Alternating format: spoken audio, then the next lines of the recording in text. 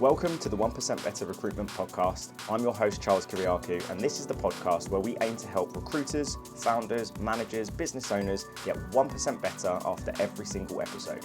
Every episode is unfiltered, unedited, uncensored, where we just have a free-flowing back and forth conversation with the aim to add tactics, tools, techniques, anecdotes, war stories, all in the hopes for you guys to get 1% better after every episode. It would mean the world to me if you could like, comment, subscribe, follow the podcast on all the channels that you view this on.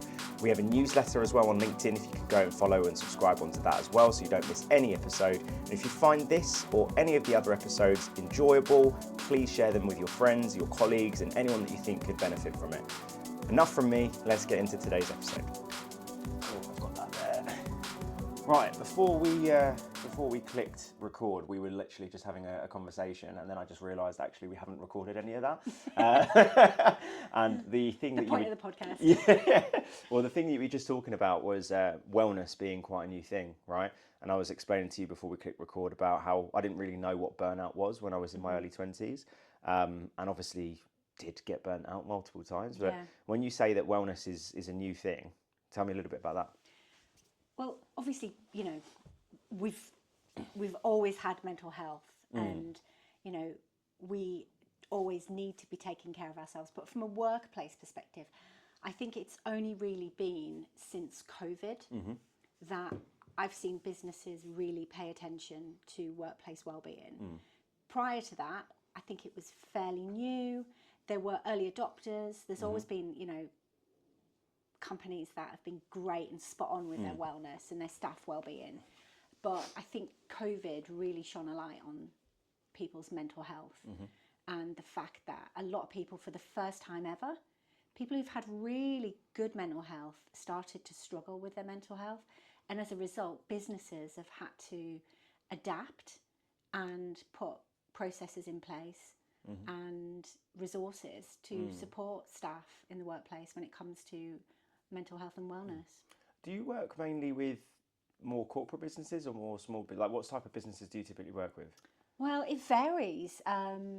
Big corporates, so people like, I've worked with McDonald's, Cadbury, BCG, and then, you know, small to medium-sized businesses.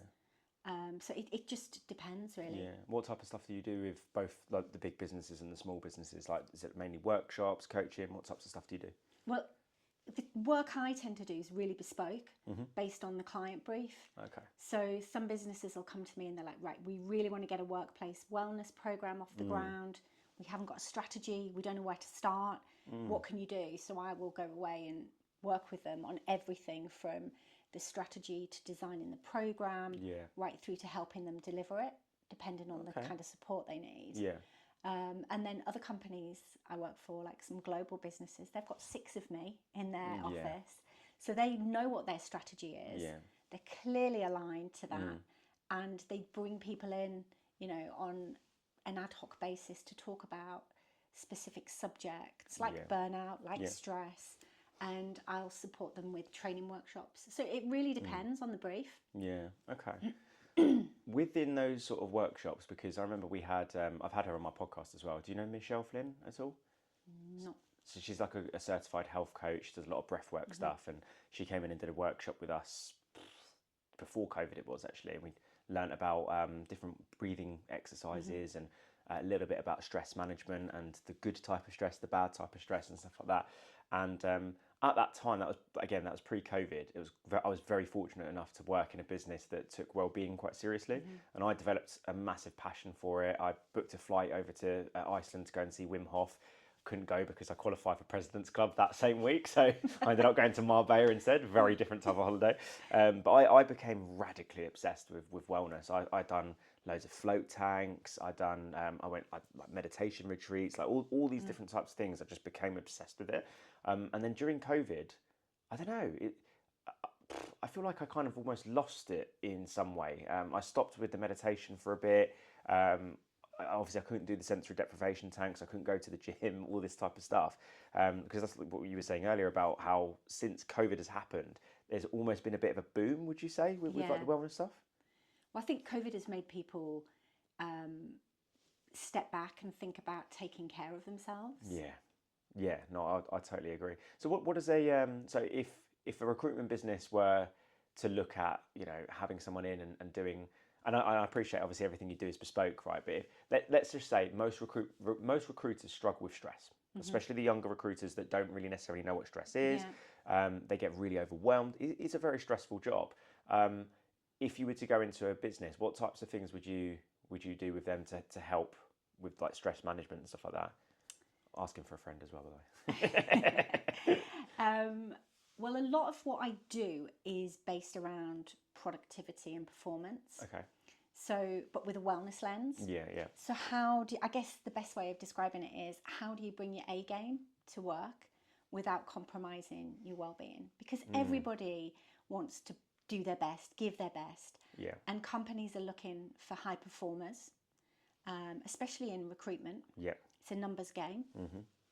So I would probably look at a program around productivity and performance, but with a wellness lens, and design a series of workshops that take into account the pressures that recruiters face. Fast-paced, lots of change. You need to be adaptable. So for that, you've got to be mentally agile as well. You've got to be able to perform under pressure. One of the training programs I do that I'm trained in is Red to Blue.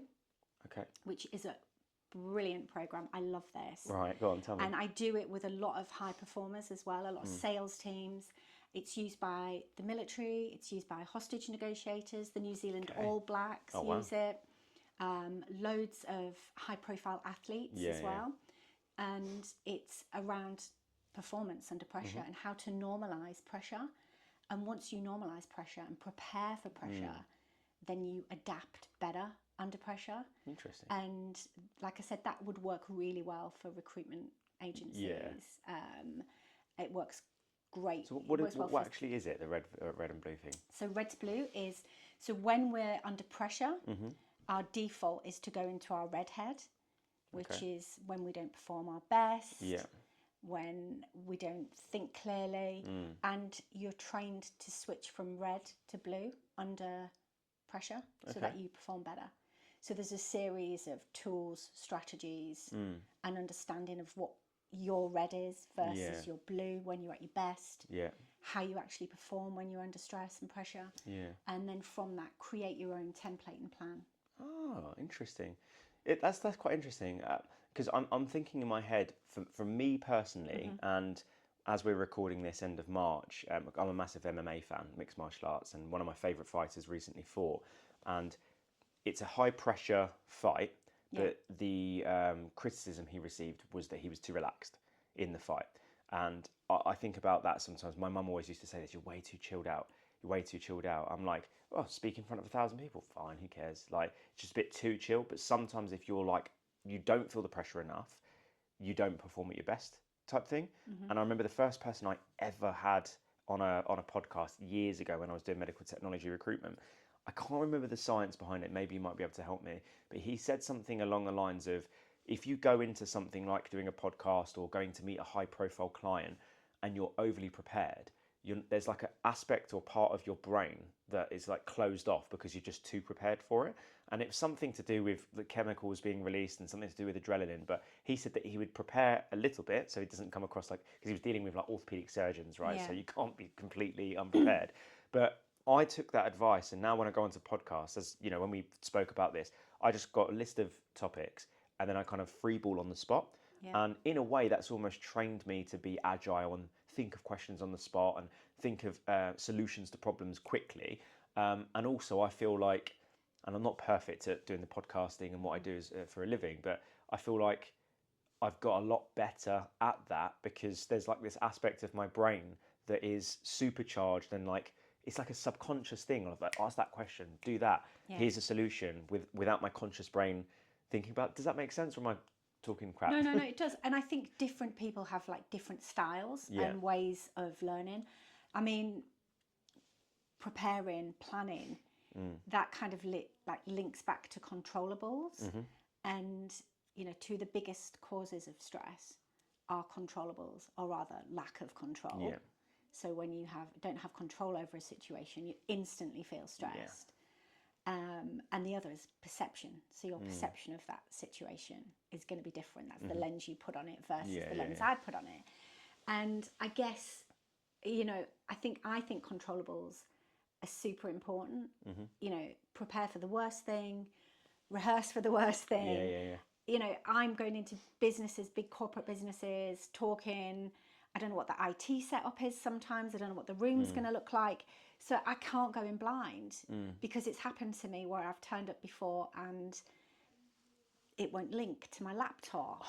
And you're like, oh, okay, I'm about to stand up and talk to 120 people here and I haven't got my notes or I can't see the screen. What am I going to do? And then that instantly makes you feel stressed. So before I go anywhere, I'm always like, what's your IT setup? What does the room look like?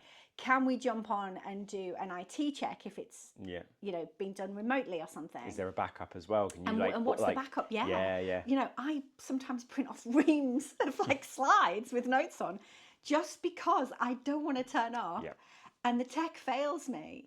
And, you know, so there is an element of preparation and you've got to prepare for things.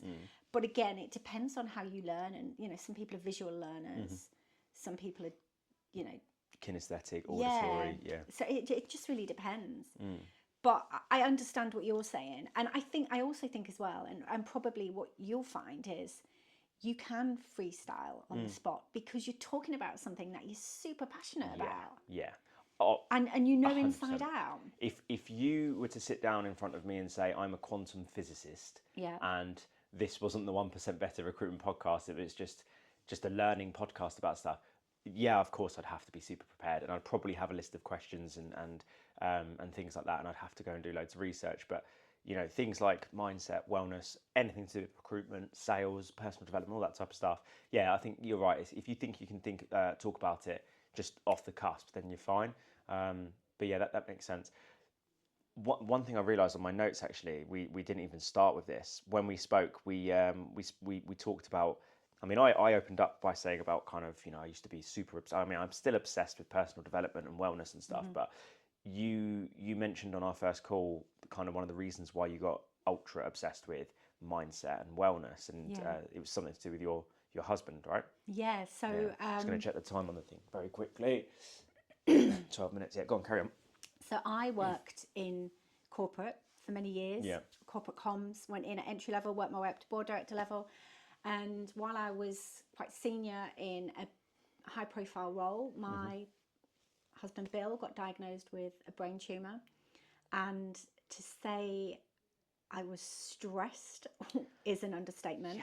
For the first time, I think, ever in my life, I had never experienced pressure and stress like it. I can imagine. It was like the unknown, you know, not knowing what was going to happen, where we were going to net out, you know, if he was going to get through it. When was this again, sorry? This was before my daughter was born, so it's about 15 years ago. 15 years, wow. Yeah, and then he obviously, I think as well during that period, I probably didn't take care of myself very well. Well, I can imagine he was the main priority, I wasn't right? eating very well, I didn't sleep very well. I didn't go to the gym or anything like that. I was just like consumed by, I was a big stress ball.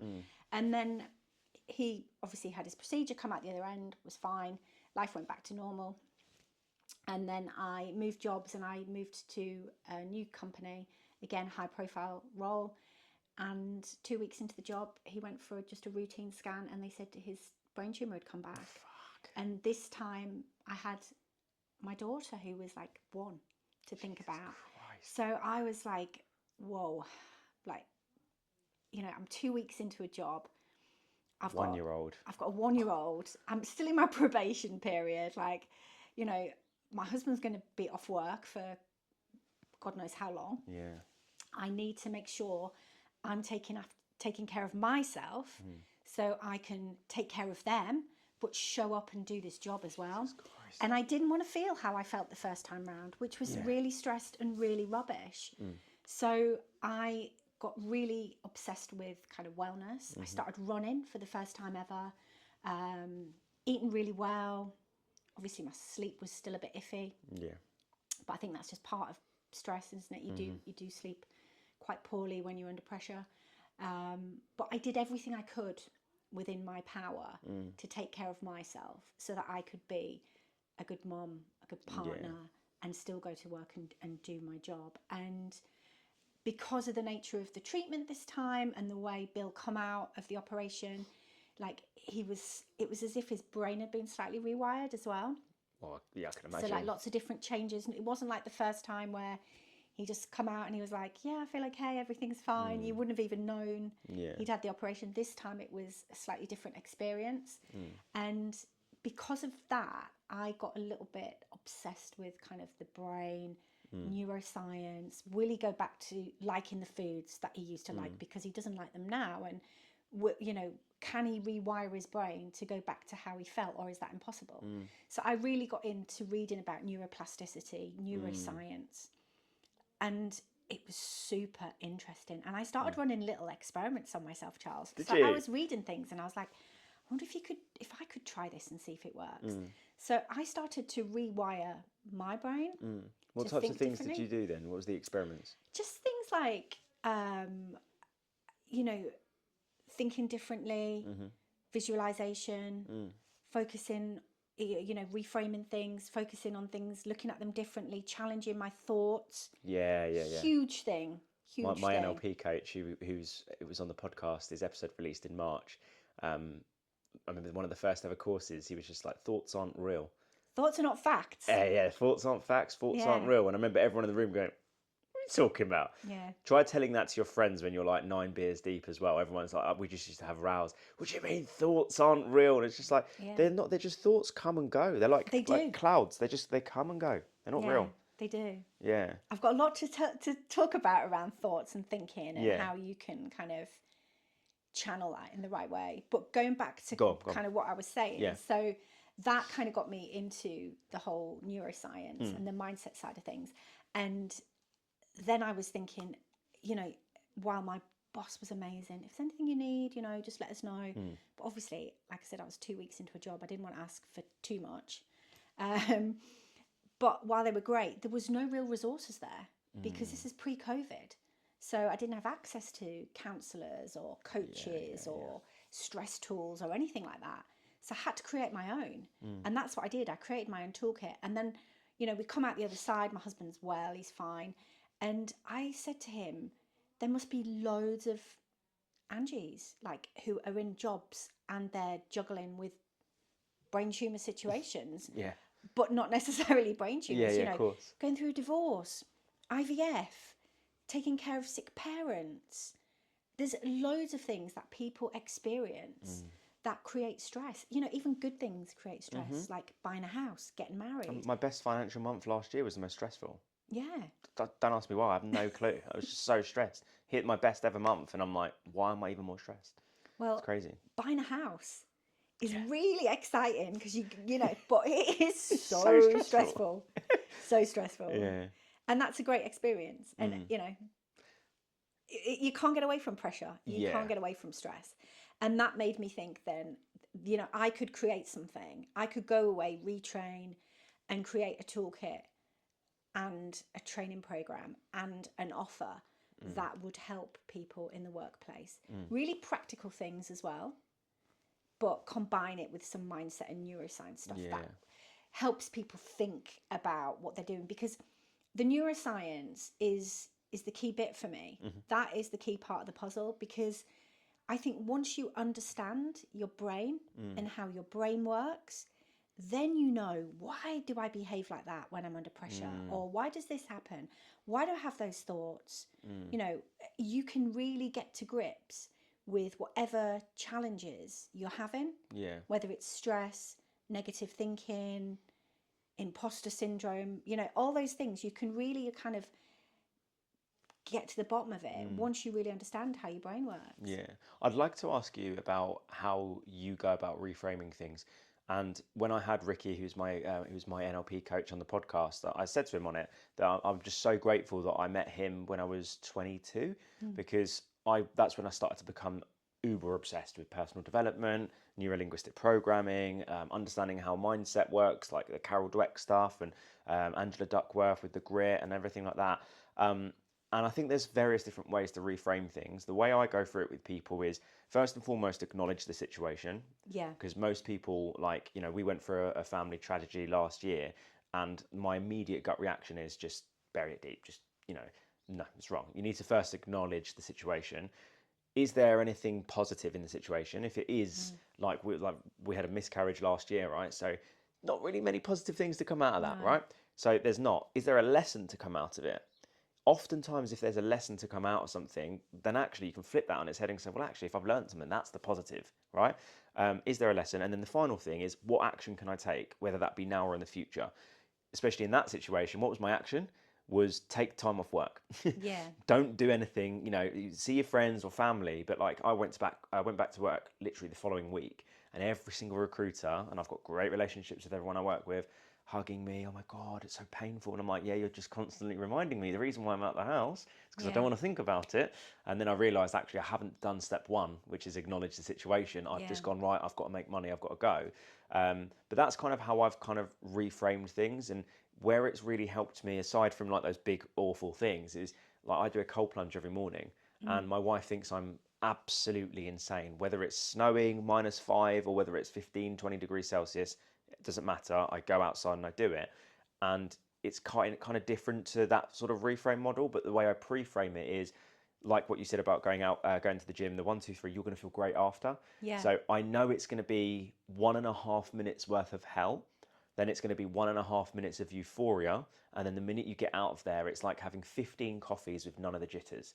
Just that high that you get from the caffeine without the anxiety and the, oh, I'm pent up. And I come out and I just look at myself in the reflection and go, fair fucking play. And that's the hardest thing you're going to do today. Anything else is going to be easy. So I've reframed it, if that makes sense. Whereas the first few times you do it, it's horrible. It's horrible. But I'll throw it back to you in terms of how you reframe things. And if you work with people that struggle to reframe things, is there a way that you do it? I think reframing is a brilliant tool. There's loads of different techniques you can use depending on like how you work, what your preferences are. I think, look, let's be honest, right? Reframing doesn't work for everything. Like grief, things like that. You can't put a positive. You can't put a positive spin on that. Grief's really tough. Yeah. And I would never recommend, you know, people who've experienced things like that to try and reframe situations. I feel like you just have to acknowledge it. But you're right. You've got to acknowledge it, and you've got to sit with it. Yeah, that's the painful part. That's the painful part, and that is with any negative emotion, whether it's, you know, something big or something small. You've got to sit with it. Yeah. And sitting with it is the hard part. And then once you've done that, then you can then find your way out the other side. And sometimes it takes time. Sometimes you can find something that works quite quickly. But with reframing, I think it's a great way of putting a positive spin on things, and not necessarily like going all Pollyanna and going, oh, you know, let's take a really shit situation and make it positive. But quite often our brain plays tricks on us. Now, our brain is an amazing thing, but it's like Velcro for bad experiences, Teflon for good. So if me and you went to a party tonight, 150 people in there, and 149 of them said, Charles, your podcast is brilliant. I love it. You smashed it out the park. Great content. Love tuning in. Always great guests. You'd be like, amazing. Yeah. And then I said to you, Charles, I'm not a big fan. I think there's a better podcast out there. It's all right. It's mediocre. The content's not great. You would be like, okay, thanks for your opinion. Yeah. You're not going to be a guest. Go home, get into bed, and I guarantee you would ruminate over my comment. The 149 positive comments that you got, you would completely dismiss. And what you would do is you would ruminate on the one thing. And that's because that's just the way our brain is hardwired. It's just the way Why is that? Because it's just there to protect us. Right, yeah. But sometimes it just goes about things the wrong way. Yeah, because I can't remember who I heard talk about this, I think it was on a podcast yesterday, but I can't remember who it was. And they said the rate of time it takes for humans to evolve from what we've come from has taken hundreds and hundreds of thousands of years for us to become human beings as we are today, right? Or whatever. Culture takes decades to change sometimes. Our culture is changing a lot quicker than what it used to. But if you think back from, 1920 to 2020, there's specific set of cultures that, happen over a course of decades.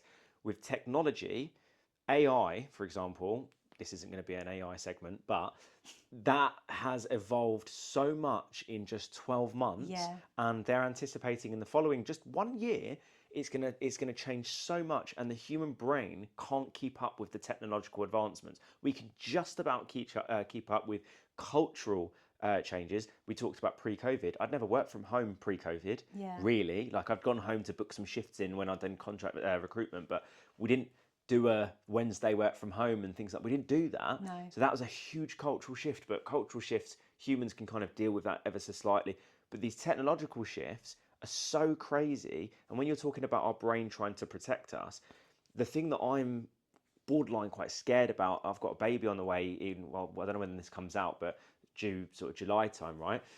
When they grow up with all this social media and everything like that, like that, the analogy you just said about 150 people saying amazing and one person saying you're terrible, whatever, it scares me, to be honest with you, the technological advancements. And I just don't think the human brain is like really adapted to all of this at the moment. What do you think?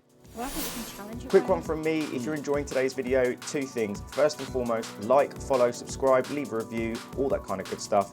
The other thing is, as you probably already know, the way I fund this podcast is through my coaching business. So if you're listening or watching this podcast, you're probably someone that is all about personal development, right? So if you're all about personal development and you want to develop your mindset, you want to develop some real world strategies, or perhaps it's simply just the recruitment aspect. I've been in this industry over 10 years. I've been in the L&D space for over 3 years now, and I'm so passionate about helping people. I feel like this is the purpose that I've been put on this earth for, is to help people in this recruitment industry. So if you're interested in coaching, in training as a recruiter, or perhaps you're a business owner and you want to upskill everyone in the business, take your company to the next level, then why don't you just reach out to me? You can reach out on LinkedIn. All my contact information is on my banner and in my profile, and also on my website. But that's enough from me. Let's get back into today's episode. What do you think?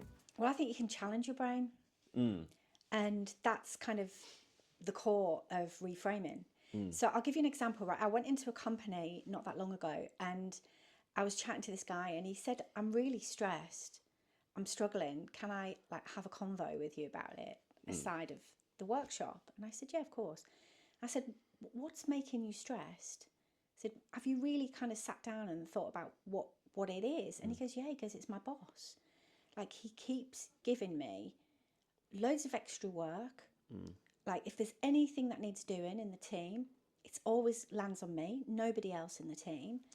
And quite often, like, the client work that I'm getting hit with has got really tight deadlines. So it's putting me under like enormous amounts of pressure and stress to get it done on top of like everything else, my day job. And it's me that's getting it all the time. And I just feel like, he thinks I'm a soft touch. He's taking advantage of me. It's not really fair. And I said, all right, okay.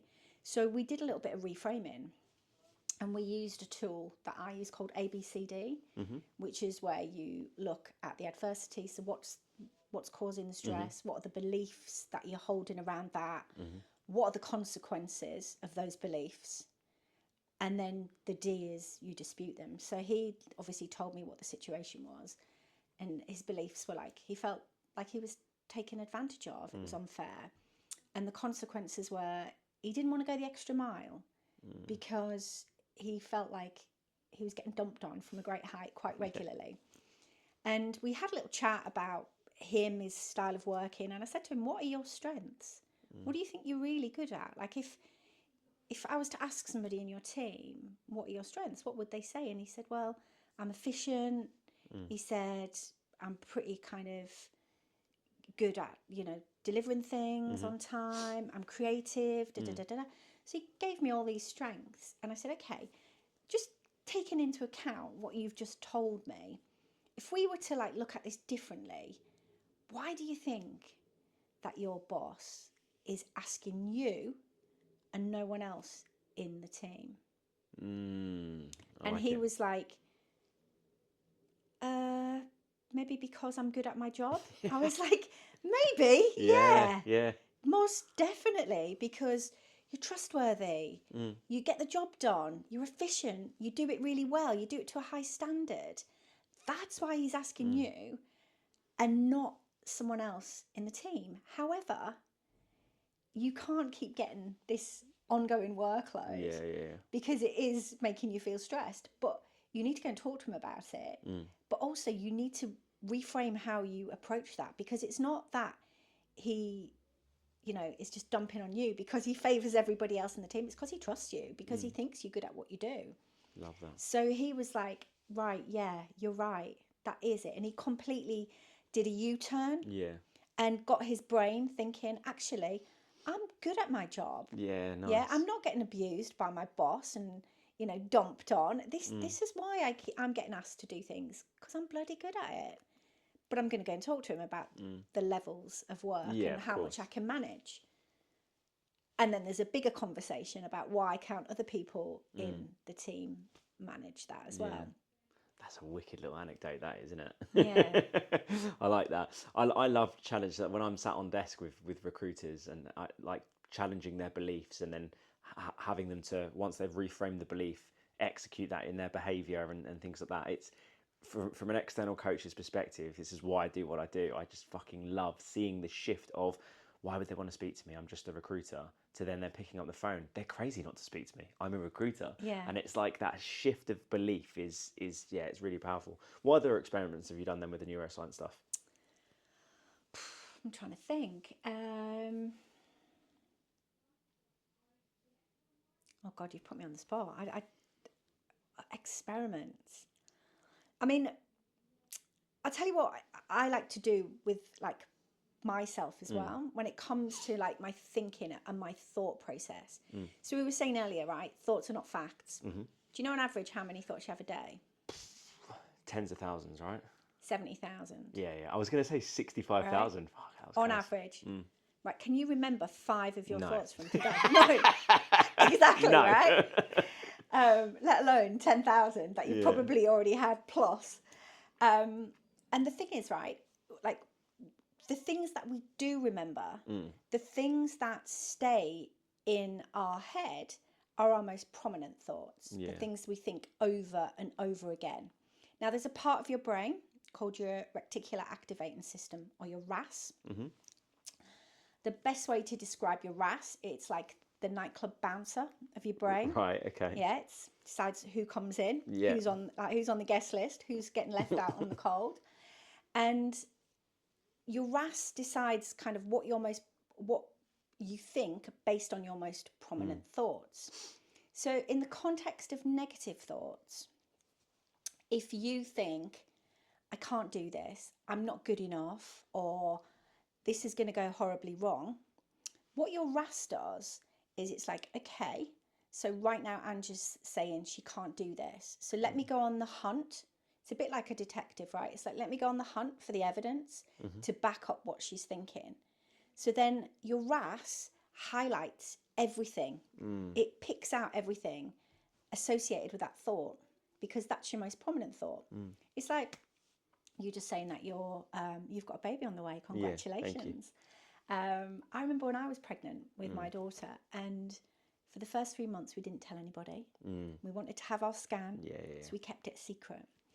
But for the first 3 months, and beyond actually, everywhere I went, I saw pregnant women, babies, prams, you name anything to do with babies, I saw it. Now, there was no more pregnant people in the world in 2010 than there was any other time. It was just, that was my prominent thought, this little baby growing inside me. And that was all I could think about until I'd had that scan. Is it going to be okay? Like, am I having a boy? Am I having a girl? What will they be like? What am I going to name them? So what my RAS did was it just picked out everything, excuse me, to do with pregnancy and babies. And like I said, it was not that there were any more pregnant people or babies in the world. It was just my most prominent thought. It's like if you decide you want to buy a new car. I was just about to say that. You read my mind. You literally read my mind. Everywhere you go on the road, you see red minis. Because you've said to your RAS, this is important. So do something about it. So on that, so this is really interesting what you're saying, because where I have trained my mind to, no matter the situation, try, even if it is such a horrific situation, there is no positive. My brain is constantly seeking out positives. Where I've worked for employers that were genuinely nasty people, now I'm self-employed, I get to choose to work with great people, and touch wood, something. I've only worked with phenomenal people. Yeah. Is that kind of in line with what you're saying? Is that because that aspect of my brain is only seeking out like-minded people and, you know, the good things in life? Like, even on bad days, my brain at the end of the day, even if I've had a shit day, my brain will be like, tomorrow's gonna be great. Yeah. Or you're like, even if Exactly. if I'm not earning enough money, or I'm not struggling to pay my bills, my brain, it's automatic voice. Even though I've sometimes at night, I'm sure you get like this as well, you're like looking up at the ceiling, going, what the fuck am I doing? But then there's that voice that goes, mate, you'll be fine. Yeah. Honestly, go and treat yourself. You're going to earn the money soon. You're like, I have no pipeline yet. If you've got a scarcity mindset, Yeah. you will operate in that mindset. So going like back to kind of what are the neuroscience things, like I think that, like, people say to me sometimes in workshops, yeah, it's all right for you though, Ange, like you're naturally a positive person. I wasn't born positive. Yeah. It's not something that you're born with. No. It's because if you look for the positive things in your day and you look for the good things, they naturally are the things that your RAS will pick out. So it'd be like, you know, it's like if you look at your to-do list at the end of the day and you go, oh, I didn't do that, I didn't do that. I've had a really shit day, I've not been productive. Then, you know, that's where your head's at. But if you then look at that list and you go, yeah, I didn't do that, but I did that and I did it really well. And just little things like that, then you train your brain to look at things differently. And that's kind of how I apply neuroscience as well to my day. And I talk about like flip your script. So don't get me wrong, right? There are days when you're like, oh my God, you know, even the coach can be negative. Even the stress coach can be stressed. Do you know what I mean? It's just human nature. And there are days when you're like, oh God, like. I mean, I told you I woke up this morning, didn't have the best of sleep. I had 4 beers last night at a networking event. I've been going 110 miles an hour for the last 2 weeks. Had a podcast at 8:30. Got you come around the house to do a podcast. My whole day, I just wiped clear and said, if I can do both these podcasts and do them well, that in my eyes is a good day. And then if I've got the energy tomorrow, which I will because I'm not doing anything tonight, then those things I can do tomorrow. They're going on Canva and creating a new coaching offering, all that type of stuff I can do the next day. I think that's a really important thing that you mentioned there, actually, because it's similar to what I said about my my client that came around to do the podcast, about even as someone that does 65 deals a year, £500,000 billing, manages the entire business, sometimes he'll just leave the office at 3 and come back the next day refreshed. Yeah. I think that's such an important thing, right? It is. You've got to have a mental break, you know. And you've just give a perfect example of how to flip your script. You got up and you were like, oh, I'm feeling a little bit, you know, worse for wear, jaded. But if I do these really well, and guess what? I'm getting to speak to 2 people today, and it's going to be great content, and it's only going to, you know, enhance the podcast. So when you flip your script and, you know, look at things differently, then that's how you start to train your RAS to start looking for things. And I use mind drilling a lot as well. What's mind drilling? So mind drilling, like, well, it kind of does what it says on the tin. It's when you drill something into your mind. So if you think about when you were at school, I bet you learned like rhymes for the spelling of a tricky word, mnemonics, things like that. You know, I before the E, except after C. I think because when my daughter was struggling with that, we taught her big elephants can't always use small exits. And that's how she remembered to spell because. And it's the kind of thing that sticks with you for the rest of your life because it was drilled into you. Yeah. Okay, it's literally drilled into you. And if you practice mind drilling yourself, you can drill things into your head to help you in situations. So like I said, I started running when my husband was sick, and I did a half marathon just like before COVID. Did the Great North Run, And if you or any of your listeners have ever done the Great North Run, you start in Newcastle and you end on a beach in South Shields, and you literally have to run through a housing estate to get to the beach. Really? And then you jump on a coach to get back into town, or you have to get on a train, and it's bedlam, right? Oh, wow. And if you're on this run and at any point you decide, I can't be bothered, I can't do this, you've either got to turn around and go all the way back, or you've got to go to the finish line. There's no like shortcut to get out of it, if you know what I mean. And I was doing the Great North Run, and I was getting the train back, and somebody had gone and stayed with a relative, and they had my suitcase, and they were meeting me at the train station with my suitcase. So I had to ring them to tell them what time I was going to be there when I'd finished to get on this train. So I couldn't listen to any music because I didn't want my battery to go flat. Because I was like, if I've got no battery, then I've got no way of contacting anybody and getting home. So I literally ran the whole of the Great North Run with no music. Blimey. And it was so hard, so difficult. So all I did, right, to kind of keep myself in check was just count off the markers. So every time I saw a marker telling me the distance, that kind of just kept me going. Anyway, I'd count off all the markers, and I had 2 kilometres left to go. And I was coming up to, like, I was right in the middle of housing estate in South Shields, and I was coming up to the brow of a hill, and I'd just come over the hill, and I looked, and there was a marker, and it said 3K. And I was like, what? Like, I'm sure I've already seen the 3K marker, and I'm on, this was 2K I was expecting when I come over this hill, not 3K. And I was running, and I even said to the woman, have we got 3K to go or 2K? And she said, 3K, it says there. And I kid you not, Charles, my head went. My legs all of a sudden felt heavier. My head went down. I was like, I've not got 3K in the locker. I'd psyched myself up for 2K. And that's all I had. Yeah. I did not have 3K. And all of a sudden, for the first time on the route, my trainers were rubbing. And like I said, my legs were heavy. I think I actually started crying because I was just like, I can't do this. Yeah. And then I was like, McGrandles, have a word with yourself. You've got no way of getting home. You've got to do this. And when I was training for the Great North Run, I would mind drill. So on the really cold, wet nights when I didn't want to go out and pull my trainers on, or I had that last little bit to run, I would mind drill just to keep me going. And the mind drill I used was light legs, strong mind. Light legs, strong mind. Kind of almost like an affirmation type and thing. I just say it over and over again, and I drill it and drill it and drill it into my head, and my legs would feel lighter, and mentally I knew I was going to be able to do the run. Because running, right, if you're a runner, if any of your listeners are a runner, it's 90% mental, 10% physical. It's all in your head. Obviously you've got to have an element of fitness, right? Of course, But I mean, look at Jamie Lang and what he did last week. 5 ultra marathons. That's mental. That is mental. But it is. No pun intended. It's mental. Yeah. Like if you see the pain he was in physically, but he did it because mentally he knew he had to do it and he wanted to do it. And like I said, I saw this 3K marker and I was like, I've got to finish. So I'm going to have to get the mind drilling out the bag and crack on with it.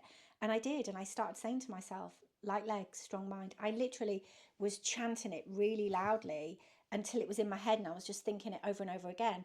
And finished, got my suitcase, got the train home. Next day I woke up and I had an app that had uploaded all my results, so what my splits were and all of that. And I looked on the app, and I didn't even need to like know.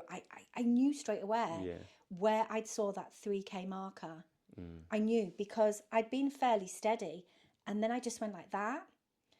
But I also knew when I started mind drilling, because I was like that, and then gradually I went back up there again, because mentally I was saying, I can do this. I can do this. And I guess that's a real kind of long-winded way of talking about reframing. There are different ways of doing it. But the neuroscience side for me and the reframing is, you know, what you think is so important. The most important conversation you'll ever have is the one you have with yourself. And that internal chatter, that internal critic that says, you can't run this. You are going to have to stop. You've only got 2K in the locker, is the one that's going to make me go like that. But when I tell that internal critic, that internal voice, get back in your box, actually, I've got this in the locker and let me just show you. Yeah. And I just reaffirm it in my own head and just say to my brain, listen, I've got light legs, I've got a strong mind, I can do this. That's then the brain switches up and it's like, yeah, you can do it. Come on, you can do it. That's such a wicked story. When I did my first live podcast, I had a guy called Chris O'Connell on it, and he was asking me how I deal with the tough moments and stuff like that. And I think it's actually from the NLP days, because I can't remember the specific technique, but you visualize, like, you visualize something, and then you give it a name, you give it a personality, you give it a character, and that, it's one of your beliefs. So some people will visualize SpongeBob SquarePants, and then it will be Patrick, and then they've got their limiting belief and their empowering belief. Now, I can't sit there and tell you what the two beliefs look like in my head, or the two voices, but I just see them as like my head. It's just the little head there. They're both the same, but they're both chatting. One's like negative, one's positive, or one's trying to put me down, one's trying to lift me up. It's like the chimp paradox. It's kind of like the chimp. Yeah, that's a phenomenal book, right? Yeah, it's like that. It's similar to that, but it's like, rather than like the chimp response of like just pure emotion, it's almost like what you said about the protection element as well. Like when there's a scary moment. So for example, like my little affirmation is feel the fear and do it anyway. Like what's the worst that's going to happen? The worst thing that I've ever done was do a charity MMA fight in front of 1,000 people, and a guy was actually punching me in the face. But like everything else I do now, I don't have to worry about being physically hit. It's scary, right?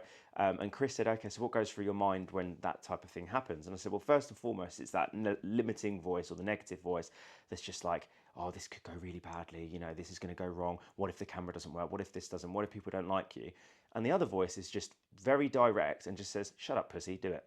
Yeah. And Chris laughed and went, really? And I went, and I know that for some people that's like, you know, and I worked with a therapist for a little while, and she was a little bit concerned that sometimes, you know, you need to talk to yourself with more love. And I was like, oh, no, I do. But I think that works for you. But it works for me. Yeah. And I think, you know, when I was looking back at when I was 16, when I first got into 15, 16, when I first got into martial arts, all the instructors were ex-army, ex-SAS, ex-European and international kickboxing champions, 8th Dan Jiu-Jitsu. They were like hard bastards. Like if you, like my brother had cramp in his hamstring, and the instructor, Jason, like big ginger English bloke, like North Londoner, like stretched his hamstring out and was like, if you think that's bad, mate, pulled up his top, and you can see bullet like scars where he's been shot. And then we were like, okay, these guys are like next level. But I remember if I was late to class, they'd make me do push-ups, and not on the mats. I'd have to do it on the wooden floor, on my knuckles. They would come over and kick me in the ribs and stuff because they wanted to make me strong. And they were like, I was always the skinny kid. I was always the run. And they were like, we're going to make you a horrible bastard like us. And anyone that comes in, we're going to partner them with you. So all the kids from the gym that were like big, jacked weightlifters would come in and be like, look at these kids in the pajamas. And the instructor would go, do you want to have a little play fight with little Charlie here? And they go, what, him?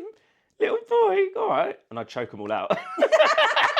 Every time, these big jacked dudes covered in tattoos, like, I'll roll with the little boy in the pajamas. I'm like, come on then, 3, 2, 1, touch them, choke out like that. And they're like, how the fuck did that happen? So I think because of those experiences and growing up in my household, when my mum's quite a masculine person as it is, she's a go-getter, it's like, for me, that works. If I'm like sat there in front of my phone going, I need to call this MD, but I'm a little bit nervous. That voice is like, stop being a pussy, do it. That works. I wouldn't tell people to go and do that because it doesn't necessarily work for everyone. But that's a very long-winded sort of way of me explaining to you. But I get it. And I think it's different things influence how you feel, what you do. Like we were saying about visualization, you know, visualizing yourself doing something and doing it really well is an amazing tool. Do you have like a specific way, by the way, on that, of how you visualize things?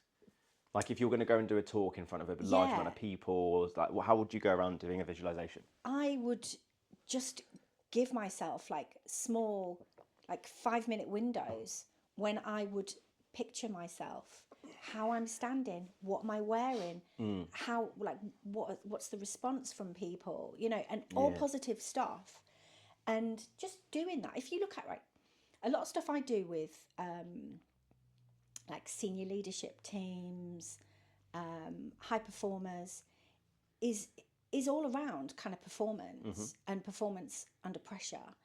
And if you look at like top athletes and the way they respond under pressure, they use a lot of these techniques. So if you look at like Ronaldo, before he takes a free kick, if you ever look at any of the videos of him, you can see what he's doing, and he's talking to himself. And he says the same three things every time. You know, you do this all the time, you get it in the back of the net. You know, he repeats it to himself.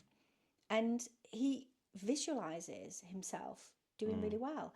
One of the F1 drivers, actually, I can't remember who it is. I don't know if it's Verstappen. I can't remember, but one of the F1 drivers actually sits and goes through the track and the bend and the turn in the car before they do the race, because they're mentally rehearsing for it. And, you know, we all have different ways of preparing for things. Mentally rehearsing for it, and for it to go right, again, links back to your ass. It links back to what you're thinking and your most prominent thoughts. Do you ever visualize it, how it could go wrong as well? No, I don't visualize how it could go wrong. But what I do is I think about controllables. So like we were talking about at the beginning, we were chatting about, you know, IT letting you down and things like that. So I always try and think like, what happens if I've got to go and give a talk in London and I get up and the train's screwed? Or what am I going to do? What's my backup plan? It's about having contingency, because that makes you feel a little bit safer. And if you're worried about something, if you have that fear, like you've just been talking about fear, I think fear is like super interesting. And one thing, like I always say to people, if they're feeling scared about something, like how do you feel like physically when you're scared? You know, what's your physiology like? Well, I'll get like a little feeling in my tummy, and it's kind of a little bit sicky, and I might feel, my palms might feel a little bit sweaty. And then I say to them, how do you feel when you're excited? Actually, Quite similar. Yeah. So if I've ever got something to do that I feel really scared about, or I've got that like niggling bit of fear in the back of my head, like a big job, you know, and I'm just going to be speaking to like loads of people, I reframe that as excitement. Like, oh, I'm really looking forward to this. That's interesting. This is going to be great. I'm getting to speak to all these people, share some tools, hopefully give them something that they're going to take away that's going to resonate with them or help them. And that's all I want to do, help people, rather than thinking, I'm really scared that I've got to go and stand up and do this. Or, do you know what I mean? I know, I know exactly what you mean. I at the expo, when I had to do the live podcast, terrified. I was like, in your, like that part of your brain that's protecting you, because it wasn't my microphones. So it's like, am I going to go and then have to rely on these lapel mics, which at an exhibition isn't ideal because of the background noise? You know, would my camera continue to work? You know, what does the stage look like? I didn't know what the stage looked. There were so many like variables that I couldn't really control and stuff. But then, like you said, I reframed it and said, how exciting.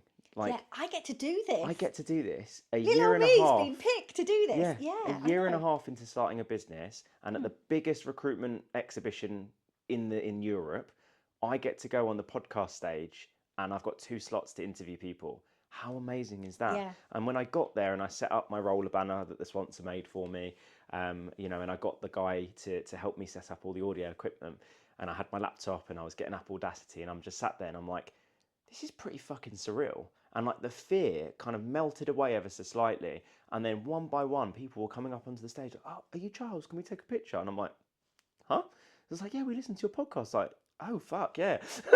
That's crazy. I was like, yeah, sure, I'll take a picture of you. And I was like, this is the most surreal thing, like after a short period of time. So I know what you mean. What I said earlier about visualizing what can go wrong, I might be looking at that from a martial arts perspective, right? So when I haven't done too many actual competitive fights, but we do what's called a non-competitive or an interclub, where different clubs will go to a neutral gym, and then they'll weigh you at the start of the day, and then you'll get in a ring, and there's no winners, but you basically spar, like play fight, but very hard. So it's kind of a scrap, but if you're going too hard, the referee will stop you. And I got kicked out the last time because I accidentally elbowed the guy in the head. But anyway, that's another story. But my coach would always sit there and say, go and, you know, listen to the podcast with the fighters, and they talk about their preparation. And what they do is quite interesting. It's similar to yourself, where they'll visualize themselves, you know, blocking kicks properly, punching correctly, dipping their head like that, throwing a good jab. Their technique is flawless. But they also visualize everything that could go wrong. Yeah. So I would sit there and visualize what happens if I throw a kick, the person moves back, and when I've moved my arm like that, he head kicks me. That's an athlete's thing. Yeah. Definitely. Because, like, I'm really interested in, like, athletes' mindset, how high performers, you know, manage pressured situations. And I've read a lot, and a lot of athletes do that. They visualize what could go wrong as well. Yeah, but they don't like, and sorry to interrupt you, but not to hold on to it. They don't hold on to it. And the thing for me as well is it's a preparation thing, it's a isn't it? preparation thing. Yeah, so I would visualize everything that I would do, and if they were to counter it, how do I stop them from countering it? If they how do you did get recover that, from it? how do I recover from it? Yeah. And there's a thing in Thai boxing, for example, where you can catch the kick and you can throw them on the floor. And in Thailand and in even in the UK as well, you'll hear the crowd go, "Oi!" like that, because it's a high scoring thing to get someone and just throw them to the floor, right?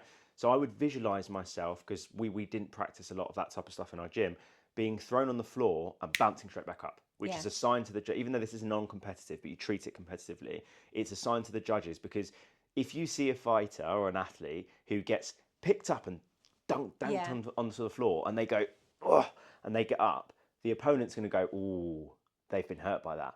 And I always used to say this to my brother whenever we used to spar, and my best mate as well, and I jabbed them in the nose. And I don't know if you've ever been hit in the nose, but there's something that happens where your eyes will just start to water. Yeah. And doesn't matter how much preparation, it's a, oh my goodness, right? Whenever I would spar with people, and you know, I was quite elusive, and I would hit them in the face, and they react to it.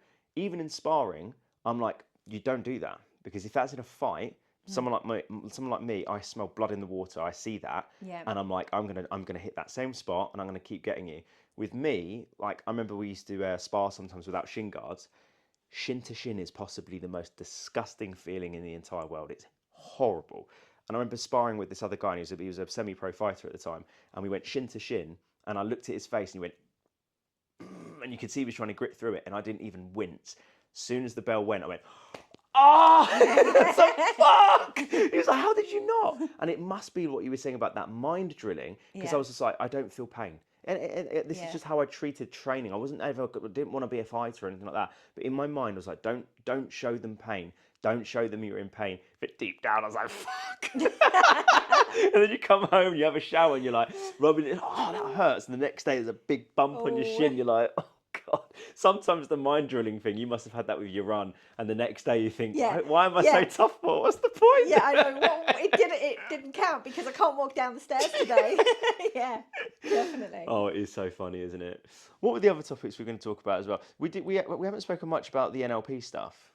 Did you study NLP, or is it just stuff that you've looked? You did you?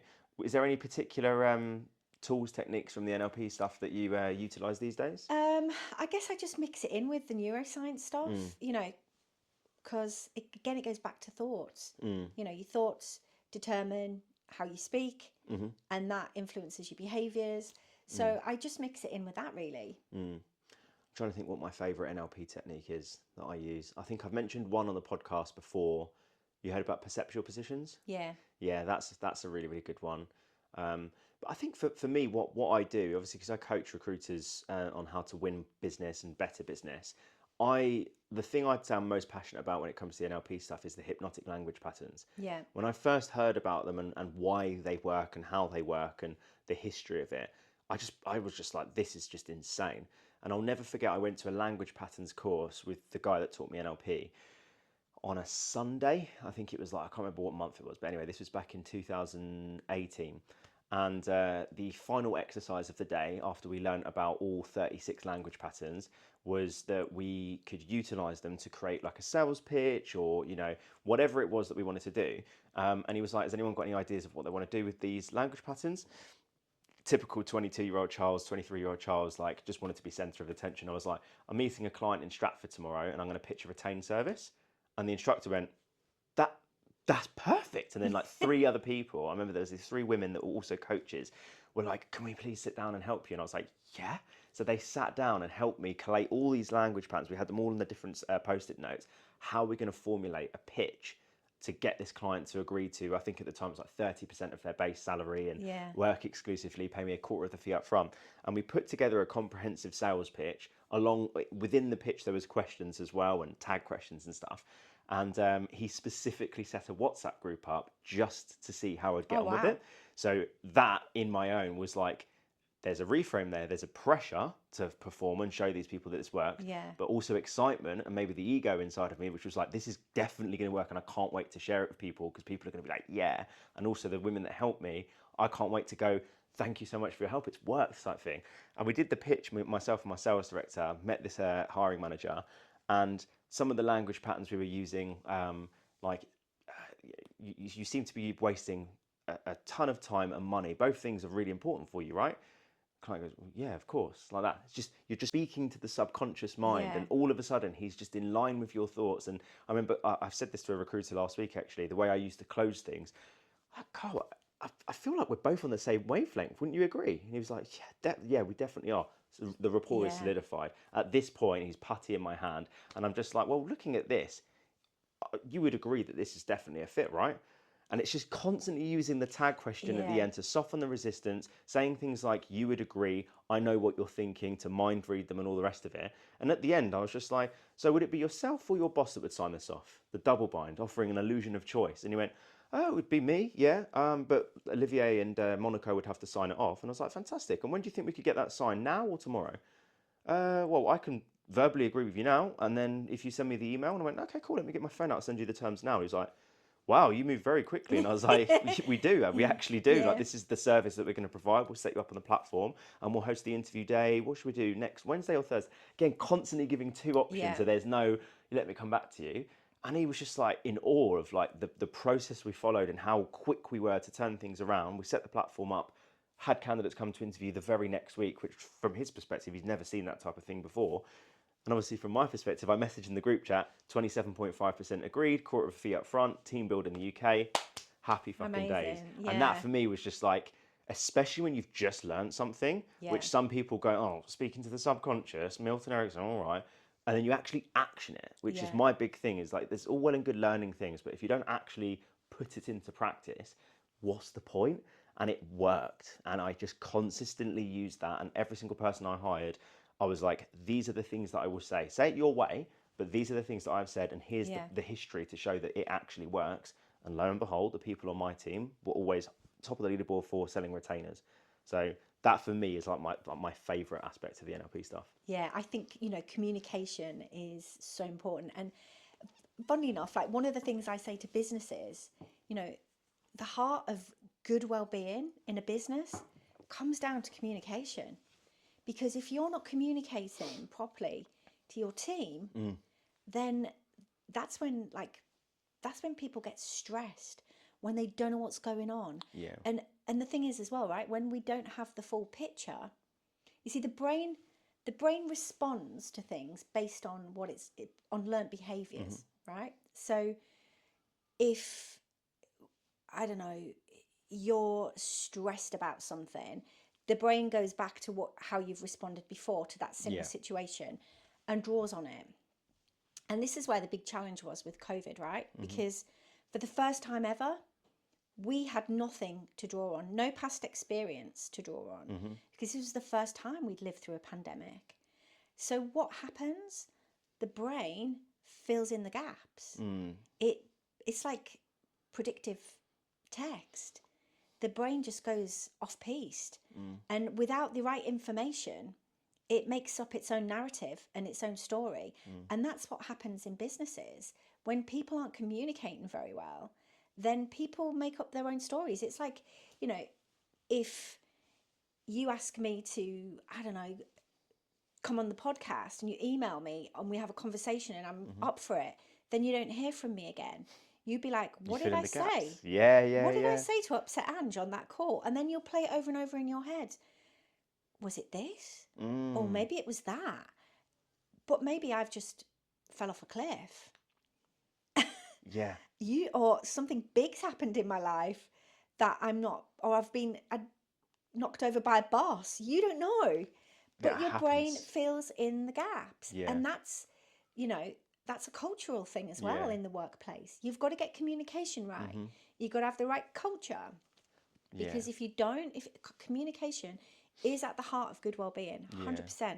I totally Takes agree. a lot of stress out of things when you communicate really well. That's actually another technique as well that I utilise on a day-to-day basis is sensory acuity, is actually understanding the different micro muscle movements in someone's face and picking up on those cues of non-verbal behaviour, because I can't remember the percentage of your communication that is non-verbal, but I see it all the time, where a managing director sat there listening to a trainee on a phone call, trainee has the call, they get off, me as the coach that understands these things and go, right, okay, let's break it down. What went well? What could be improved? In my mind, I'm like, that was a fucking terrible call. Yeah. But you don't just sit there and be like, right, mate, let me give you a bit of advice, yeah? Yeah. And then the MD will turn around and be like, right, mate, look, know you're new, yeah? This is what you need to do. And the person just goes, right, okay. And they're not in learning mode. They're not, they're just like, oh, for fuck's sake, here we fucking go. But I was just going to go back a second because you just reminded me of something. The filling in the gaps thing. This happens a lot with recruiters, and it happens with me sometimes where you speak to a client, everything's fantastic. Yeah, 100%, definitely want to use you. Cool, when should we book a call in? We'll book a call in for next week. Fantastic. Next week comes along. Hey, you still free for 2:00? Nothing happens. Yeah. You jump on the You Google get Meet. ghosted. You get ghosted. You're like, Yeah. what's going on here? Like that. Yeah, I and get then, that. Yeah, and then it's like the filling in the gaps. Have I done something wrong? Have I pissed them off? Is there something that I've said to someone else that they've picked up on? And then it's like, my analogy that I used in a cohort a couple days ago was that, because one of the consultants has just moved house, it was a perfect analogy for him. When I said, when you moved into your house, did you have loads of boxes around? He was like, yeah. I was like, all right. Imagine your brain is your living room, and all those boxes of, your furniture and all the rest of it that needs to go upstairs is all in your living room, right? How do you feel sitting in your living room when all those boxes are everywhere? And then everyone was looking around. I was like, you feel like shit, right? Because it's just, it's fucking chaos. How do you feel when the living room's nice and tidy and all the boxes have been unpacked and everything's neatly put upstairs? Feel fucking great. Yeah. Okay, so when you're trying to fill in the blanks because the client ghosted you or whatever, that's just a box that's in your living room in your brain. And okay, fair enough, there's not much you can do. And sometimes it's just normal, right? To sit there and go, did I do anything? I think if you don't sit there and think that, then maybe there's something wrong with you, because I think that's quite natural. Yeah. But to ponder on it for hours, days, weeks, like I spent all of January pondering on a client that kind of ghosted me. And I'm like, what the fuck? I've been working with you for ages. What's happened? But then after a while, when I took that box out and went, do you know what? You're not serving me. Yeah. This is actually draining my energy resources. I'm going to put you out there for a moment, put you back over there. I'm going to focus on this instead. And all of a sudden, it's just like, right, okay, cool. And you know what? That's something I always talk to people about. Where you focus your energy is so important, because we only have a finite amount of energy every day, right? It's like when you're a kid and you give them pocket money on a Friday. If you go straight out and blow it all, you've got nothing for Saturday and Sunday. Yeah. It's gone. Yeah. It's the same with your energy. It's depleted. Yeah. Your energy bank's gone. And if you focus your energy on all the negative things, the things you've got no control over, the things you can't change, then it's not good use of your energy, and you'll have absolutely none left for all the positive stuff and all the good stuff. So where you focus your energy and how you manage your energy is really important, especially at work, especially like mental energy. People say to me, like something that we were talking about on our first call was kind of minding your mind. And that's really important. You've got to train your brain like you train a muscle, like you train your body. Like if you want to be healthy, what do? You put the reps in, don't you? You go to the go to gym, the you gym. you lift eat weights, well. you move your body, you eat, you put good fuel into your body. You sleep, you rest. I'm so glad you mentioned that. I use that analogy all the time with my recruiters that I work with, because they're like, Charles, how do you train your mind? And similar, they go, it's all right for you, you're just naturally positive. If you actually look back for what I had to go through in my adolescent years, you'd be thinking, how the fuck are you positive, right? The amount of shit that I've gone through. But it's the training, right? And then I always give this analogy, and it's like the one that's like the light bulb moment for a lot of recruiters. And I said, if I asked you right now, I say to, especially blokes, they deadlift, girls, they'll do like the glute bridges, or they run or whatever. And I'll say, if you were to run, how much do you run? Okay, I can run 5K here or there, or I can deadlift maybe 60, 70 kilos. Right. If I asked you to go and deadlift 150 kilos, could you? And all the guys, well, no, not yet. Well, how would you get there? Well, I would start on the 60 where I'm at now, and then I'd gradually work up and eat more and stuff.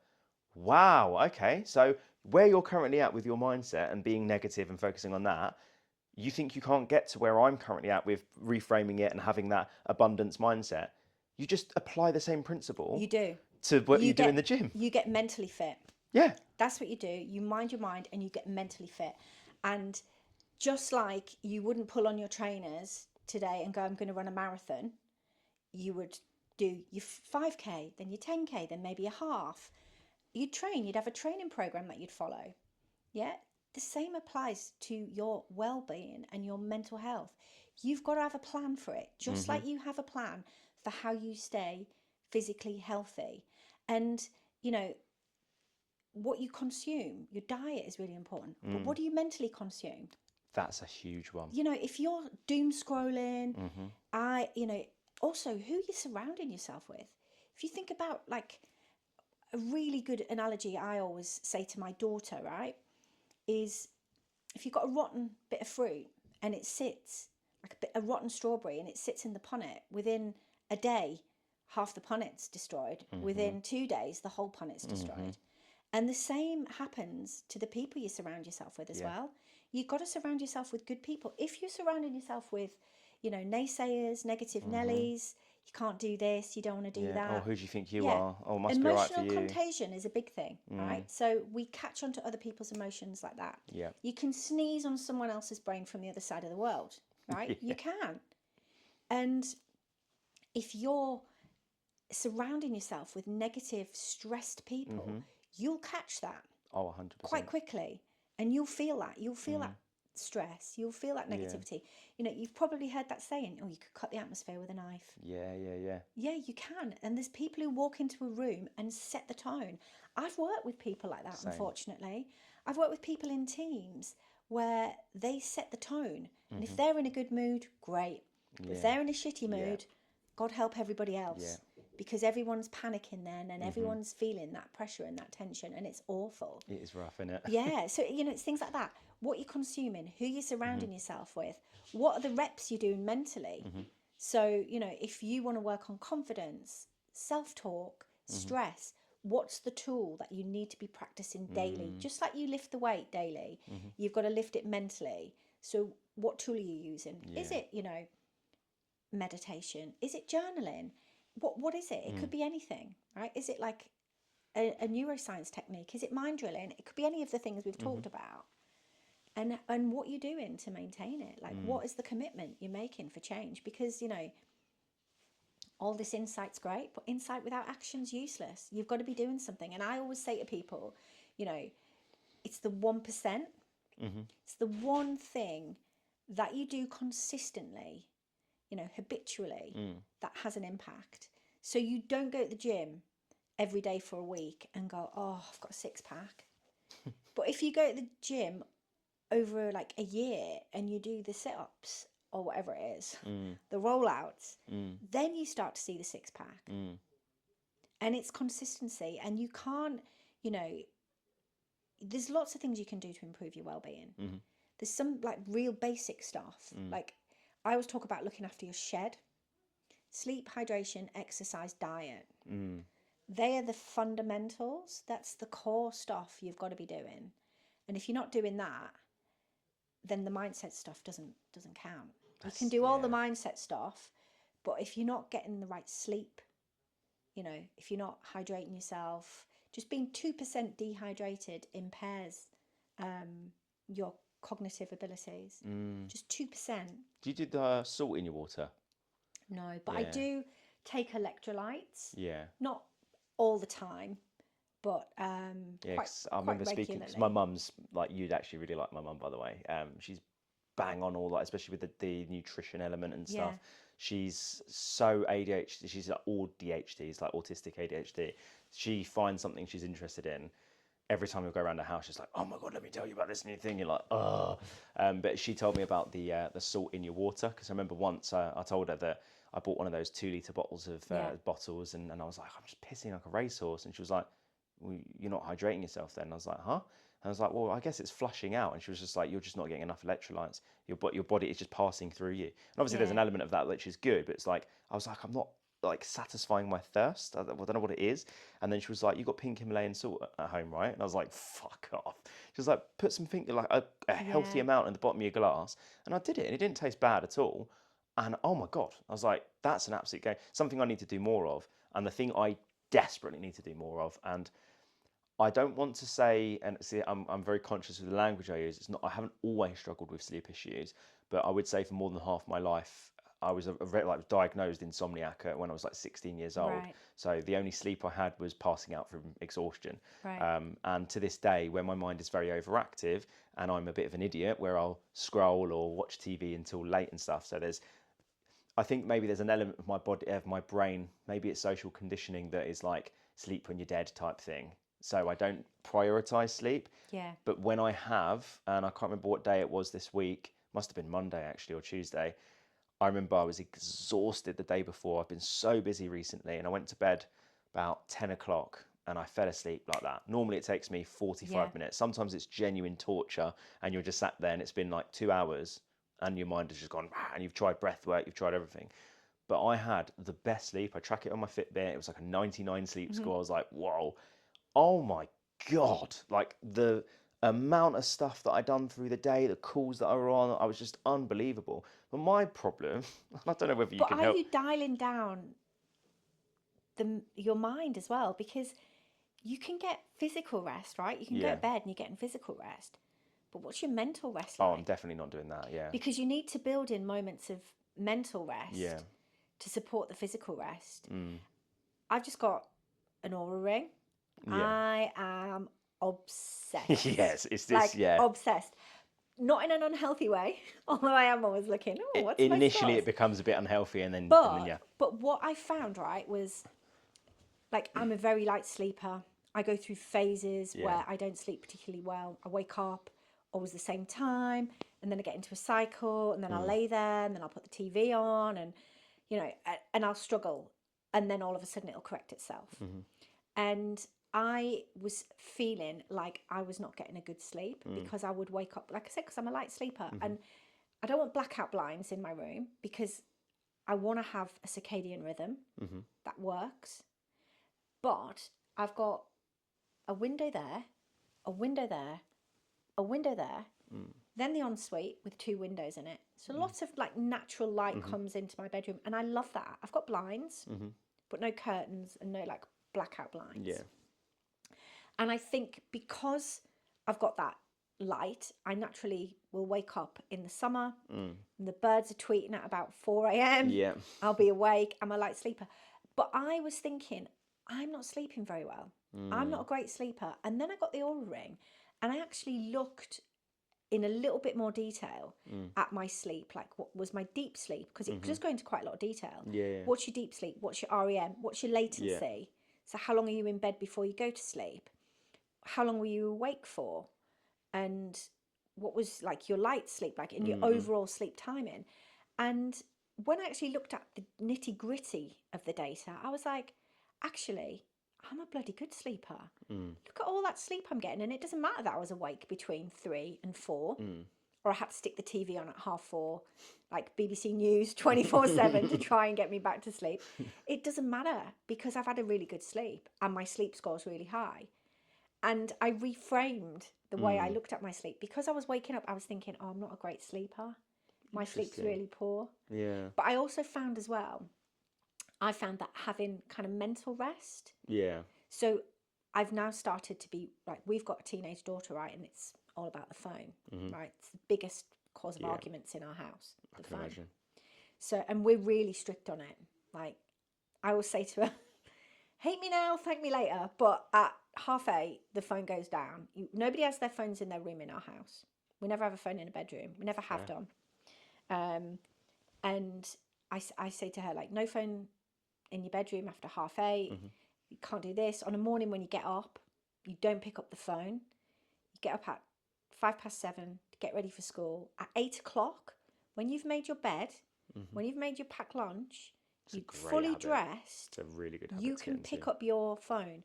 But if you haven't done that, you're not picking up your phone because it interferes with your dopamine levels.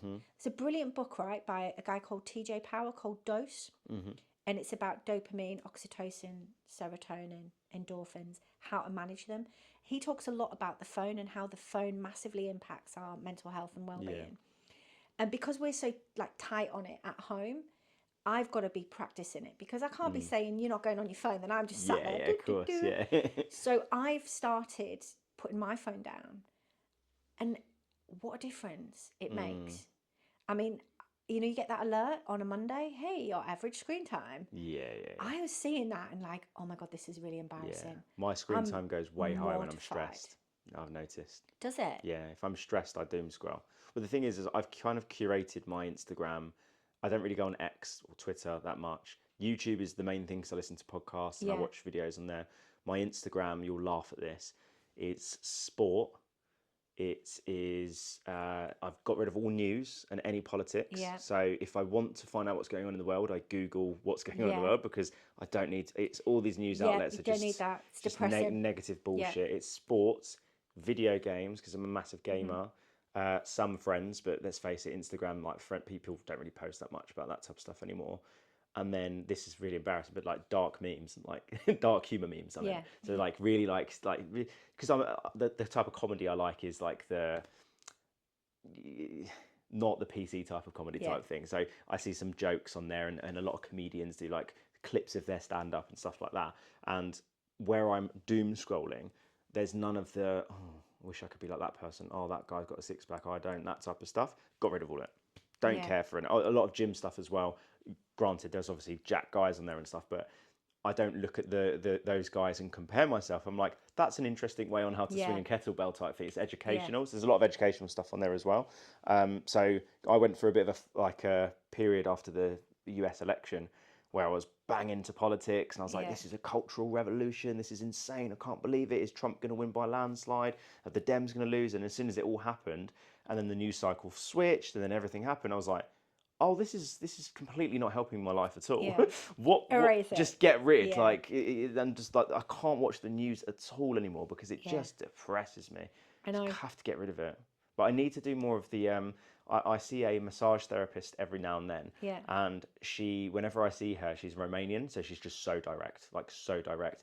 Like the first time I ever saw her, she touched my hamstring. She was like, "What the fuck have you been doing?" And I was like, "Oh, I've been doing CrossFit and stuff like that." She's like, "Been doing too much again, have you?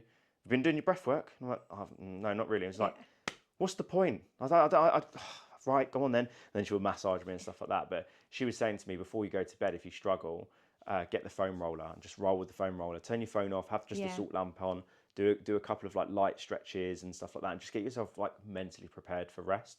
But my problem is that and I don't know whether this is something I can reframe, but historically what happens is if I have a really good sleep, the next day I'll have so much energy. If I were to just go to sleep when I feel like it, like when my body's ready to rest, and this is actually a common thing in people with ADHD, my brain will start to slow down naturally at 2 a.m. Naturally, that's when and my brain will naturally start to wake up around 10 a.m., which is shit for the corporate world, where it's like being in the office at 8, 9 a.m., finish at 5.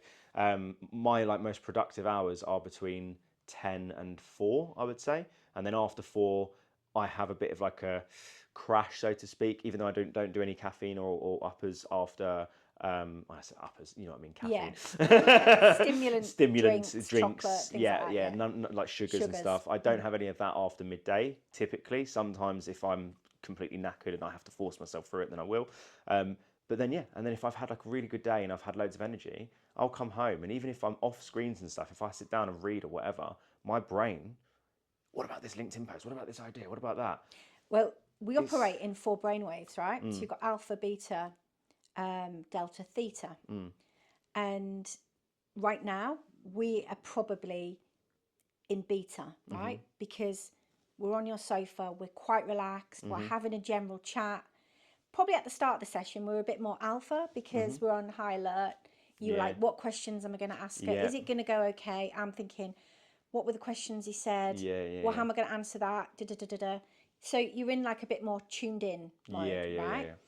And then delta is like when you're like relaxed, when you're winding down, right? Theta is when you're just about to go to sleep, when you're like in bed and you're drifting off. That's theta, right? If you are up there all day, you cannot just go to sleep like that. You cannot just go straight to theta. You've got to have that wind down. So you've got to create a wind down routine for your evening. And how long would that be roughly? Well, it looks different for everybody, right? Because, I mean, some people go to the gym on a night, right? But I think if I went to the gym at 8 o'clock on a night, I'd be pumped. And I'd find it really difficult to then come home and relax. But, you know, I have been out on a run sometimes and been so tired that I've then got in the bath and got straight into bed and gone to sleep. So it's about like sending mental cues to your brain. It's time to dial it down. It's time to switch it off. So coming off phones is a really good one. Coming away from tech is a good one. Gaming, things like that. But you'll find, right, when you have your baby, you will get into a routine with your baby. And at first, it'll be all over and it'll be just waking up whenever and needing feeding whenever. But you'll get to a point a couple of months in where you'd be like, right, baby now goes into its own room and we want it to sleep through the night. And this is the routine we're going to have. I had it with my daughter. We would put her in the bath and then she would get on the sofa in the night garden, bottle of milk, drink her milk. Then once that was finished, up into bed, story, and that was it. Sleep.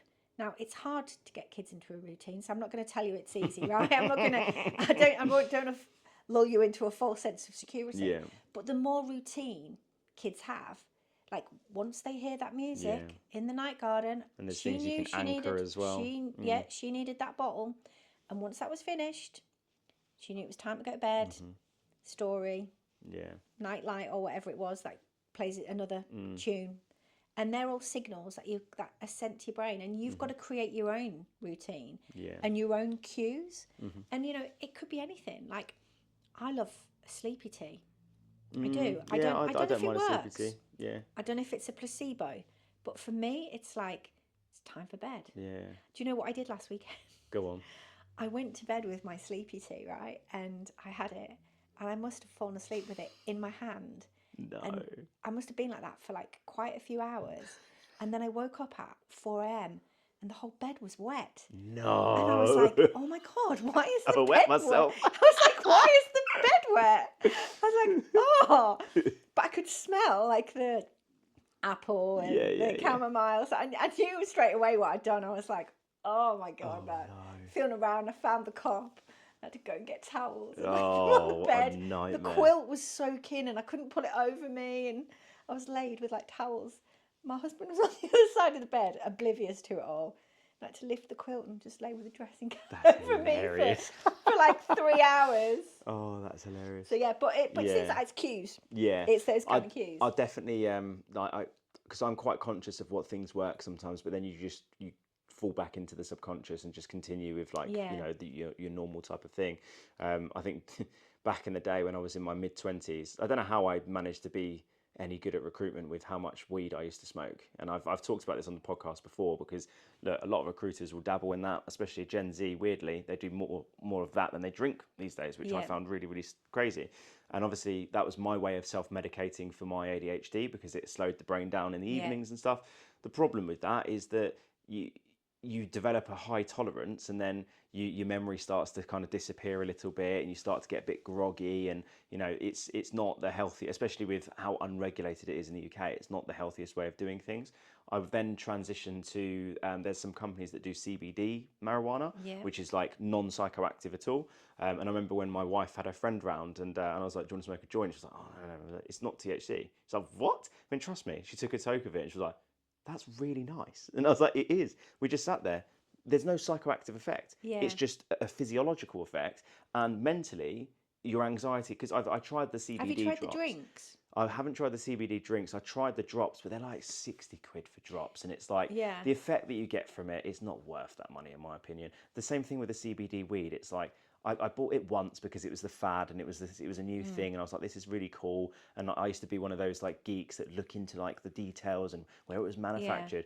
And then it's like 50, 60 quid for something. And I was like, this isn't really worth it. It's just not. So I write a wellbeing column as well, and I like contribute to a lot of magazines and newspapers. So I am well into like wellness tech, new products. Like I'm constantly trying things and getting sent things to try as well. Nice. And I tried like CBD oils and stuff. Yeah. And I didn't think, I had the drops, the sleep drops, and I had a massage oil. I didn't think they were great, but I did try Trip, the drinks. Okay. And I thought they were great. Really? Yeah. What was the effect of it? Just like a good kind of wind down drink. Yeah. You know, as opposed to having a glass of wine or having a gin and tonic or a beer. Yeah, because you can have a glass of wine before bed, but that will way more effective. It would disrupt your sleep big time. Yeah, it will disrupt your sleep. Because I've done that before when I was younger, and you have like a couple of beers with a mate and go, quite tired now, I'll go to bed. And then actually your quality of sleep has been shocking. Yeah. It's dehydrated you and all the rest of it. But I can definitely try that. The one thing that was really good, I got it from Holland and Barrett. When I was doing Thai boxing, obviously you're being kicked, kneed, elbowed, bone to bone all the time. They use the Tiger Balm in Thailand, which burns the skin and stuff. Yeah. I got a CBD version from Holland Barrett when Holland Barrett done this big marketing campaign when they first legalised CBD, which, by the way, as someone in wellness, you must look back at that and go, there were parents being put in prison for giving their like child that has leukemia CBD drops. They were making themselves, and they're like, nope, you're in prison. It's non-psychoactive, dickheads. What are we doing? Well, I was in Dubai recently. Oh yeah, they're really strict over there. I was reviewing a hotel, a sleep package. Yeah. So Four Seasons Dubai have done this. They're really big on sleep, and they invited me to go over and do this whole sleep experience. And as part of the turn down service, they leave in your room some sleep tech. So this thing called a Morphe, which I've reviewed before and I really rate. Yeah. And you get a spray, a pillow spray, but you also get these CBD patches. And I was like, I spoke to the marketing guy and I was like, how is that kind of happening here? Because I've heard stories about people that have gone into Dubai with CBD products and then been like imprisoned. Yeah.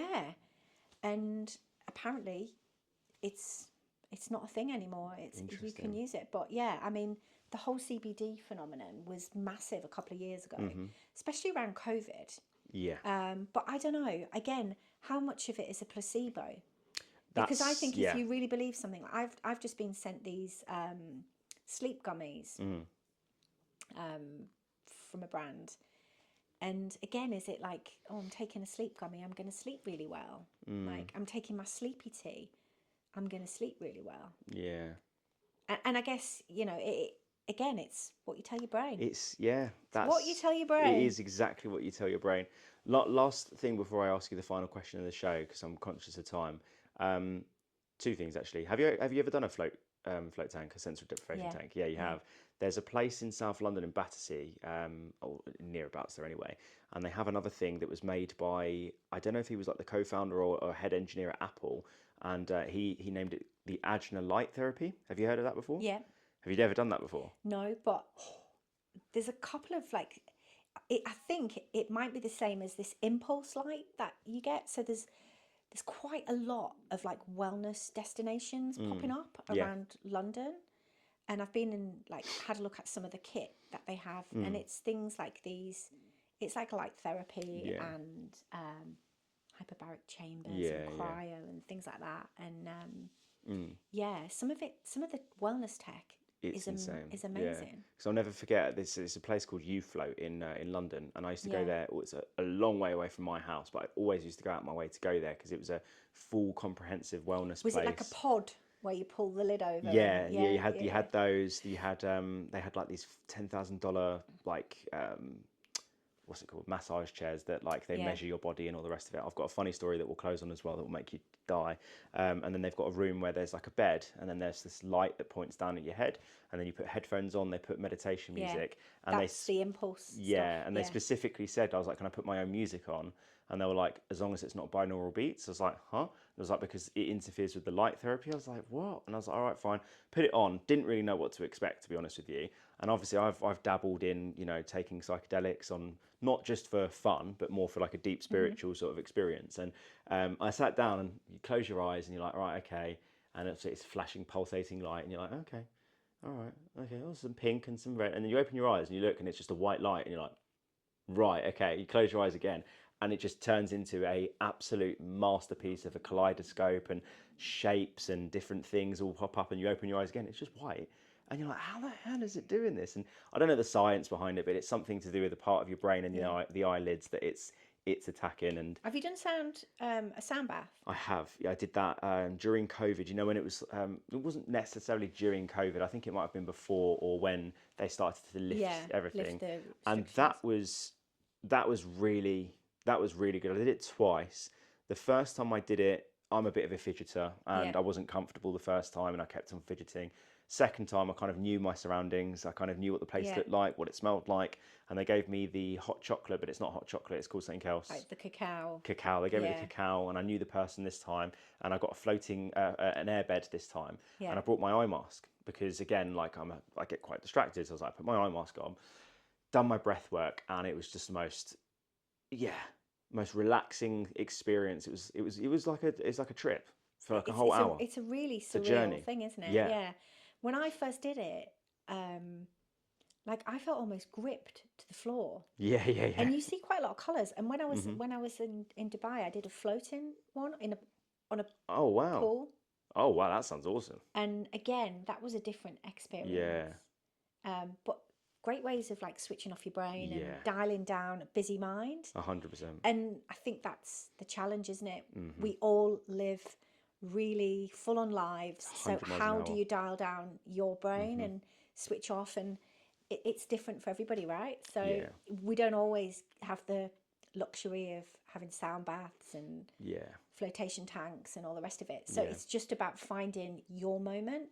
Like my daughter, she plays golf, and that's her like time when all she's doing is focusing on the ball, where she's hitting it. Same for me, playing pool. If she's had like obviously she doesn't play in the winter, she's a bit of a fair weather golfer, but if she's had like a stressful week or something, she'll just go and get her clubs and just go and walk around the course, and she comes back and she'll just feel like I've cleared my head. And some people garden. They go and do a bit of weeding. Some people just read a book. finding what it is for you, isn't it? Some people put on a box set, and it's just about finding that way of like being able to just go, right, I'm switching off. Baking is a great one as well. Yeah, I'll tell you the funny anecdote before we wrap up, because I feel like I'm comfortable enough to tell you this. It's so silly. When Rosie, my wife, and I, who you met, I think this was in year one of meeting each other. It was December 31st, 2019. And I know that because it was Rosie's birthday, and she'd never done a float tank before. And because that was about a week or so after Christmas, I got given, someone made a sort of like a hard sweet, like I don't know what you call them, but it was like weed edible hard sweet. Yeah. Didn't know how strong it was or anything. I took half of it on Christmas Day because I thought it might make. My uncle just looks at me just like, mate, you look off your nut. Like, what's going on with you? And obviously my mum's cooking dinner, and me and my brother are looking at each other like, oh no, this is really, really bad. But then on the 31st, when it was Rosie's birthday, I said, we're going to go into Battersea. So she lived in Harrow back then with her parents. Her dad is an ex-police officer, right? And I had half of this edible left. I was like, I'll take it in the car. I was so inexperienced with this, but I thought it would really enhance we were going to do every wellness thing in this place, and I was going to pay for it all. As soon as we got to the place, I didn't realise that it had kicked in at this point.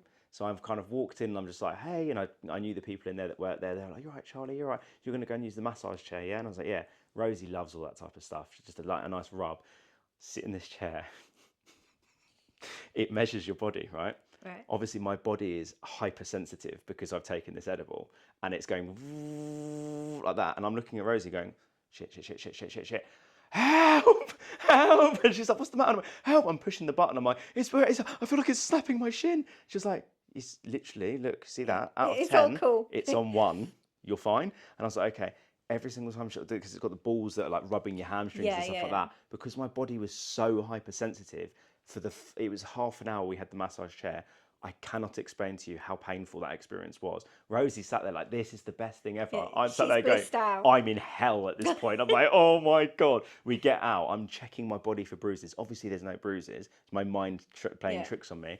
So then she goes off into the other room to do her float tank. I go in the other room to have my float tank. You have to shower first, get completely naked, you get in, right?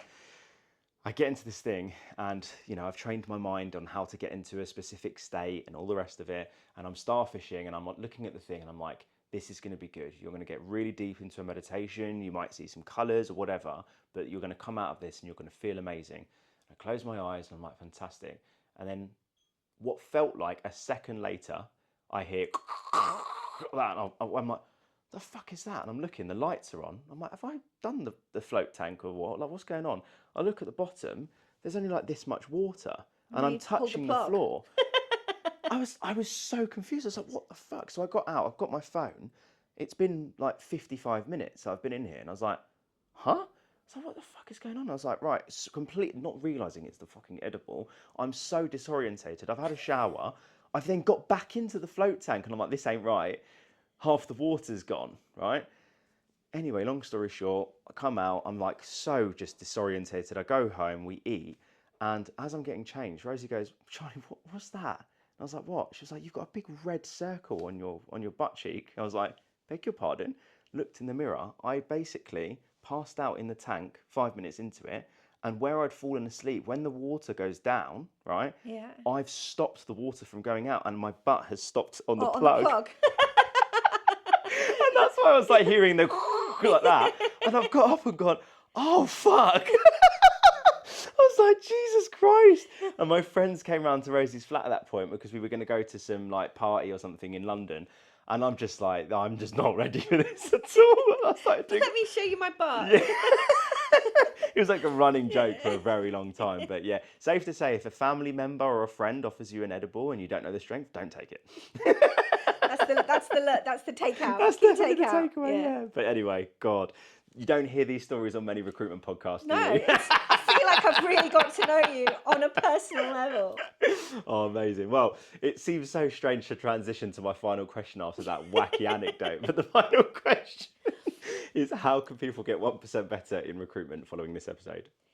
Well, I think you've just hit the nail on the head. It's 1%. It's about the one thing, like the small incremental change that you can make to improve your working day. And if you're working in a, high pressured environment, that 1% could be, taking that mind break throughout the day, or taking care of your shed, or it could be mind drilling to manage stressful situations. So it's just about finding your thing based on, where you want to improve and where you want to do the work, and then just practicing it consistently. Love it. What a wicked ending. I feel like we could have gone on for a lot longer. Yeah. And to be fair, it's probably the longest episode I've ever done, to be fair. But my gosh, sorry. Yeah. I was only meant to be here for an hour. 2 hours later. What's for dinner? You can clearly tell I'm very passionate, because when we first spoke, technically you're not really in the recruitment industry. You've worked with some people, obviously we know Laura in common and stuff like that, but this is the topics that I think, and I've learned some new things like the shed analogy and everything like that, I think will really help people listening to this if they've managed to get through the entire episode. Yeah. There's so many tools and techniques that I think can just help across multiple industries, let alone just the recruitment industry. So yeah, thank you so much for... And I mentioned the book Dose by TJ Power. That is a great read. And we talked about shed. There's a book called The Shed Method by Sarah Milne, and that is all about taking care of your shed. That's another great read as well. Wicked. How do people reach out to you then if they're interested in having a conversation? Connect with me on LinkedIn, Angie McGrandles. I'm also on Instagram at The Mind Tribe, and forever posting tools, tips, techniques as well on there. So yeah, just connect and say hello. Amazing. Cool. Wicked. Nice one. Well, thank you so much for coming around. For having me. Really enjoyed this conversation. And I think there's going to be so many clips that I'm going to clip up, both really silly outtakes and just actual great value. So I'm looking forward to going through that. But yeah, thank you so much. Nice one.